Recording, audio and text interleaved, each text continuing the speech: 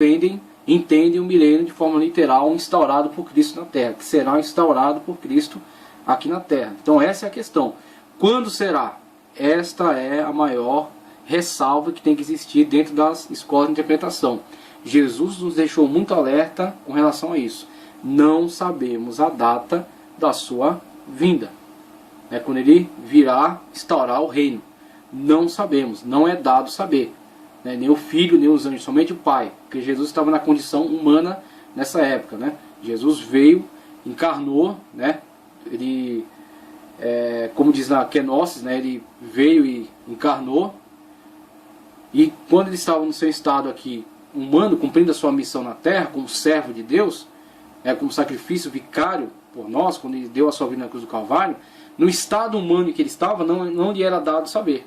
Então ele não mentia, não lhe era dado saber nesse estado humano que estava. Hoje, assentado à destra do Pai, aí com certeza sabe, mas não importa nós sabemos isso. Ele virá como ladrão, ele mesmo diz. O ladrão vem quando ninguém espera. Então logo, a expectativa da sua vinda, isso é saudável. Jesus pode vir agora, ou para o grupo, a igreja inteira, ou para mim, com relação à morte. Então temos que estar sempre alertas. Essa é a mensagem, estar sempre alertas. E todas as escolas defendem essa ideia, estar sempre alerta. Mesmo com essas hipóteses diferentes, estar sempre alerta. Justino entendeu o milênio vivido 1000 anos em Jerusalém. Irineu entendeu, após 6.000 anos de história, o sétimo ano, o ano 7000, será o reino milenar. As hipóteses falharam? Falharam, mas o principal delas está preservado, está alerta. Jesus virá. Então Justino dividiu os cristãos no seu tempo em duas categorias: os que esperavam o reino terrestre de Cristo e a que não tinha esperança em nenhum milênio futuro. Para ele, Jesus iria reinar na Nova Jerusalém, que futuramente seria edificada no mesmo local geográfico da antiga Jerusalém. Ele argumentava que a primeira categoria de cristãos era ortodoxa e a segunda era relapsa, possuidora de uma fé incerta. As profecias do Antigo Testamento eram interpretadas de forma literal por Justino.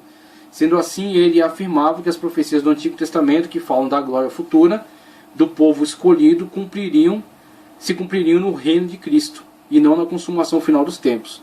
Esse conceito de Justino recebeu o nome de quiliasmo. Veja aí o nascimento do chamado quiliasmo, o quilias, conforme eu vi na leitura lá, os 1000 anos literais. Quiliasmo. Então o problema não é ser quiliasta, o problema é ser aloprado. É não ter respeito, não ter limites na sua construção de hipóteses, na imaginação. Deixar a mente voar e construir coisas absurdas, coisas loucas que vão envergonhar o Evangelho. Então alguns quiliastas começaram a deixar a sua imaginação muito solta, não tiveram sobriedade, como João Calvino disse, e começaram. Com essas afirmações de Justino, podemos entender aí o que vem a ser o nascimento do chamado quiliasmo, a crença no estabelecimento de um período de reino de Cristo na Terra, um reino terreno de 1000 anos, e esses 1000 sendo aproveitado da palavra grega quilias, certo? Então do quilias vem o quiliasmo. Agora o problema não é a crença no quiliasmo, no milênio literal. O problema são os exageros produzidos por aqueles dentre os que criam no milênio literal, muitos que começaram a exagerar as suas hipóteses para o modo de vida no reino durante esse período milenar, durante esse período do quiliasmo. Então o que acontece com desses excessos, nasceu exatamente essa revolta contra essas afirmações, contra essa forma de pregação, principalmente entre alguns elementos das seitas da época, como o montanismo, que foi condenado aí no Concílio de Nicéia. Então o que acontece? Desse excesso, desse exagero de interpretação, surge uma classe de pessoas que vão se voltar contra ele, os antiquiliastas, não necessariamente por causa da própria questão doutrinária do quiliasmo, mas por causa desse tipo de afirmação. E aí dessa defesa, essa apologia contra essas afirmações, nasce essa outra possibilidade de interpretação, possibilidade alegórica. Então com a alegorização desses textos, aí vem sim um posicionamento contrário a essa interpretação quiliasta, essa interpretação literal. Então o quiliasmo ele é abandonado durante uma boa parte aí da época da história da igreja, né? Ele é marginalizado, ele não deixa de existir, mas poucas pessoas defendem esse ponto de vista, por causa das grandes mentes que estavam trabalhando em outras formas de interpretação. Desde Eusébio de Cesareia, desde Orígenes, Eusébio de Cesareia, até Agostinho de Hipona, o grande teólogo da cristandade. Então, com outras mentes brilhantes defendendo outras teses, ficou um tanto difícil a afirmação do quirismo, até que ele é ressuscitado depois da época da Reforma. Alguns elementos posteriores, principalmente entre os anabatistas, vão ressuscitar essa questão do milênio literal, essa questão do quirismo, mas sem desprovido daqueles excessos cometidos no passado, né, por esses indivíduos aí que levaram essa interpretação a uma posição desprivilegiada. Então, dando sequência aqui à leitura, na página 24 da nossa apostila do curso CETAD, tá certo? Seminário de Educação Teológica da Assembleia de Deus, vemos aí: pelo que nos consta, Irineu, também um dos pais da igreja, que viveu por volta do ano 130 a 200, também era pré-milenista. E a gente vai ver aqui a concepção de Irineu sobre o milênio, a forma de quirismo defendido por Irineu, que é a forma do milênio nos 7.000 anos da história. Então ele entende que a história humana está próximo aí de completar seus 6.000 anos, o tempo cronológico é de 6.000 anos, e ao ultrapassar a barreira dos 6.000 anos, ao adentrar ao ano 7.000, o Irineu interpretou que o quirismo, os 1.000 anos de reino de Cristo literal sobre a terra, se dariam na passagem do sexto mil ano para o sétimo. A entrada do ano 7.000 seria também a entrada no reino milenar. Então, no ano 7.000 teríamos um reino de Cristo literal na terra de 1.000 anos. E após esse reino de Cristo na terra, teríamos então o juízo final e eternidade, novos céus e nova terra. Claro, foi uma forma de interpretação que acabou falindo, acabou indo ao fracasso, porque isso não se concretizou, mas o que tem que restar dessa interpretação é a questão da possibilidade do implemento do reino literal de Cristo na terra, de Cristo vir à terra e estabelecer um reino, como a gente já tinha começado a discutir. A hipótese do ano 7.000 como reino milenar foi simplesmente uma tentativa, foi uma hipótese, foi uma possibilidade levantada por Irineu.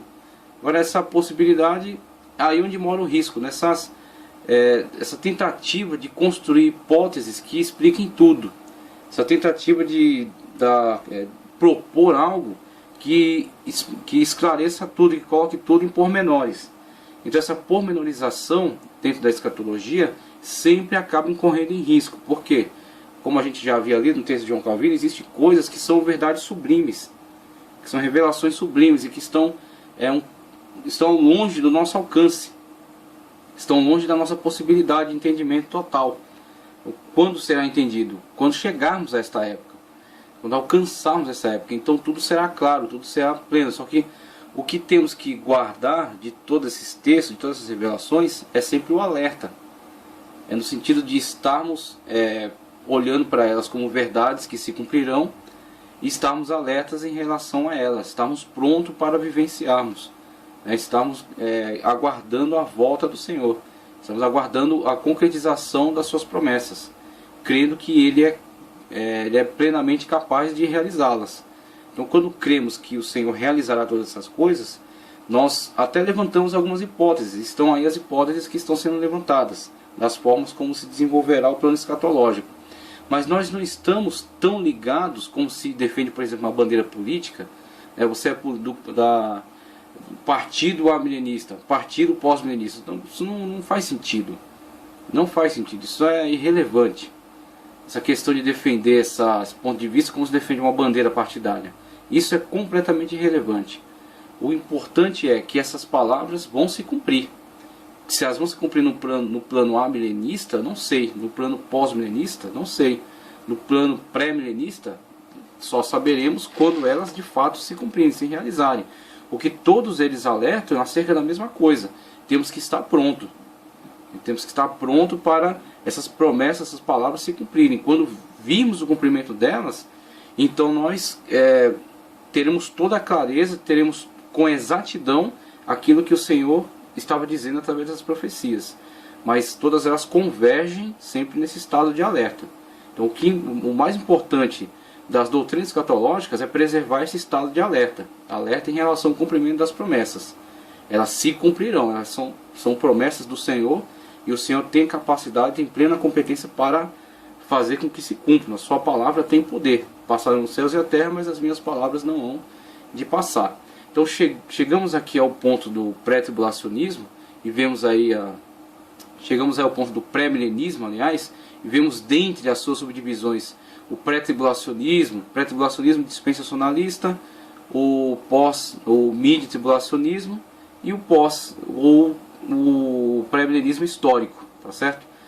Chegando dentro dessa ala de interpretação, prevalece o mesmo propósito em comum, o estado de alerta, estar sempre atento ao cumprimento. O pré-tribulacionista está alerta ao arrebatamento. O pós-tribulacionista, ou mid-tribulacionista, primeiramente, ele está alerta em relação ao período de intensa perseguição da igreja e martírio, para então se encontrar com o Senhor na glória, para após vir com o Senhor na parousia estabelecer o reino milenar, tá certo? E o pré-milenista histórico, também chamado pós-tribulacionista, está alerta também ao período de martírio que a igreja vai sofrer durante a tribulação, e esses martirizados que não aceitarão o sinal da besta se encontrarão com o Senhor na glória, tá ok? Para também virem junto estabelecer o seu reino milenar no período, estabelecer o seu período de reino milenar na parousia. Então esses três grupos, né, tanto os pré-tribulacionistas, quanto os mid-tribulacionistas, quanto os pós-tribulacionistas, eles creem que tem que estar alerta sempre, fiéis à palavra de Deus, para se encontrarem com o Senhor, tá certo? No reino dele na glória, como ele nos prometeu, se encontrar com ele no seu reino, para juntamente com ele vir estabelecer seu reino na terra. Vir estabelecer seu reino na terra, o reino milenial, tá ok? Então, temos que costurar esses pontos de vista, temos que costurar essas hipóteses dessa forma, para que possamos absorver o mais importante delas, para não ficarmos submetidos a só um foco, a só um ponto de vista, ficarmos escravizados desse ponto de vista, defendendo ele como uma bandeira partidária, o que nos impossibilita de ver o alerta transmitido por outros intérpretes. Por exemplo, o pós-milenismo, que hoje enfraqueceu, que hoje não tem grandes defensores, mas ele produziu grandes mentes. Jonathan Edwards, por exemplo, quem pega a obra de Jonathan Edwards e joga no lixo, só porque ele não é pré-milenista, pré-tribulacionista? Ele é pós-tribulacionista, ele é pós-milenista. Pós-milenista, ele entende que o milênio é o reino de Cristo construído pela igreja, e que Cristo virá fincar a bandeira do milênio após construído. Ou seja, o período milenal está sendo vivenciado. A interpretação dele hoje caiu a interpretação defendida por ele e por outros defensores, como William Carey também, Whitby, hoje foi desprivilegiada. Existem poucos defensores. Geralmente os pós-milenistas que enfraqueceram esse tipo de visão, que não a defendem, muitos deles partindo para dentro do amilenismo. Poucos foram para o pré-milenismo, mas a tendência natural é irem para o amilenismo, que tem uma visão um tanto pessimista também, como os pré-milenistas. Os pós-milenistas são extremamente otimistas. Os amilenistas entendem, o reino está sendo vivenciado sim, mas na glória, não aqui, porque aqui está um caos. E os pré-milenistas dizem, de fato, aqui está um caos, a igreja será arrebatada desse negócio aqui e depois virá a grande tribulação. Então o que acontece? Diante do quadro mundial, né, de destruição, de fome, de miséria, desse pessimismo sendo ressaltado, fica contraditório uma afirmativa otimista. Diante essa questão da impossibilidade afirmativa otimista, o enfraquecimento dessa interpretação. Mas não é porque essa interpretação se enfraqueceu que a obra produzida pelos seus defensores se perde. É jogar no lixo. Por quê? Foram feitas no Senhor. Eles não pregaram evangelho, um evangelho pós-milenista. Eles pregaram o evangelho de Cristo. A salvação não é através do pós-milenista, a salvação é através de Cristo. Então eles, impulsionados por essa visão de mundo, essa cosmovisão pós-milenista, de que eles estavam implantando o milênio, eles foram pelo mundo pregando o milênio? Não, foram pelo mundo pregando Cristo. A salvação somente através de Cristo. O Senhor é o caminho, o Senhor Jesus Cristo é o caminho, é o único caminho, a verdade e a vida. Que ninguém vai ao Pai senão através dele. Então essa mensagem, ela continua, ela é válida para todos esses grupos que são ortodoxos, que são fiéis à interpretação. Quer olhem para ela de forma alegórica, quer de forma literal. Então temos que, ao mesmo tempo que passamos as diferenças das escolas, temos que costurar qual é o conceito em comum. O conceito em comum é esse, todos estão defendendo o cumprimento das palavras de Cristo, tá certo? E o estado de alerta em que a igreja tem que estar. A igreja tem que preservar esse estado de alerta. Não está dormindo o sono da negligência, mas está alerta com relação ao cumprimento iminente dessas palavras. Então Irineu, ele levantou uma hipótese, mas ele não vivia, ele não pautou todo o seu ministério nesta hipótese. Ele viveu como um cristão, como um apologista da fé. A obra dele foi magnífica, a obra dele ajudou a cristandade, tá certo? Ele deu a sua colaboração para o reino de Deus e lançou essa hipótese. Agora essa hipótese falhou, essa hipótese não se comprovou, então logo ela tem que ser abandonada. Aí é o que eu já falei algumas aulas atrás. Alguns pegam a criança, está dando banho na criança, a criança sujou água, ele joga a água e a criança fora. Quando o que interessa é a criança, joga a água fora, enche de novo e continua. É isso que acontece com algumas teses, algumas hipóteses. Essa hipótese de Irineu falhou, ela tem que ser descartada. Mas a obra de Irineu permanece. E a questão da interpretação pré-milenista também permanece. A questão da interpretação literal do milênio, estabelecimento do milênio na Terra. É o período de 1000 anos. Há quem entende que não são 1000 anos cronológicos, mas há quem entenda que sim, que são 1000 anos cronológicos. E esta é uma possibilidade. Pelo que nos conta Irineu, também um dos pais da igreja, que viveu por volta do ano 130 a 200, também era pré-milenista. Ele foi mais direto ao assunto do que Justino. Seu argumento sobre o milênio era mais lógico e mais bem definido do que o de Justino. Para esse fim, ele expôs dois argumentos. No primeiro, ele dizia que o aperfeiçoamento dos crentes ocorre em conexão com a visão de Deus. O reino milenar de Cristo, que ocorre entre a condição do homem aqui e agora e a felicidade eterna suprema, treina o homem para esta visão. Então ele entende que o estabelecimento do milênio, inclusive, é um certo preparo, é uma certa progressividade do estabelecimento do novo céu e da nova terra.